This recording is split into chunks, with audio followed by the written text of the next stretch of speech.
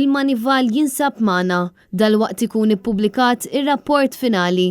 Dan ġie żvelat mill-Gazzetta The Malta Independent illi fil-faċċata tagħha tistqar kif l-aħħar xhur saru numru ta' bidliet leġislattivi kif ukoll bidliet ta' nies li okkupaw pożizzjoni għolja fil-pajjiż iżda dawn saru sabiex jakkomodaw lill-esperti tal-Manival. L-Independent tgħid li l-Gvern kellu biżżejjed żmien sa Ottubru biex jimplementa 58 rakkomandazzjoni li għamlet il-Manival sabiex tissaħħaħ il-ħidma kontra l-kriminalità finanzjarja u sabiex pajjiżna ma jaqax fil-grey list ta' ġurisdizzjonijiet b'riskju għoli. Skont l-Independent, l-aħħar rapport li l-Gvern provda lil Manival kien fil-5 ta' Ottubru u dan kien jinkludi bidliet leġislattivi li ħa il-pajjiż wara li falla it-test oriġinali u mifhum li l-proċess biex il-Manival tanalizza r-rapport u tieħu deċiżjoni fuq u dam iktar mis-soltu minħabba l-pandemija tal-coronavirus u għalhekk l-esperti kellhom jipposponu żjarja tagħhom f'Malta. Issa dan ir-rapport tal-Manival mistenni joħroġ din il-ġimgħa jew il-ġimgħa d-dieħla.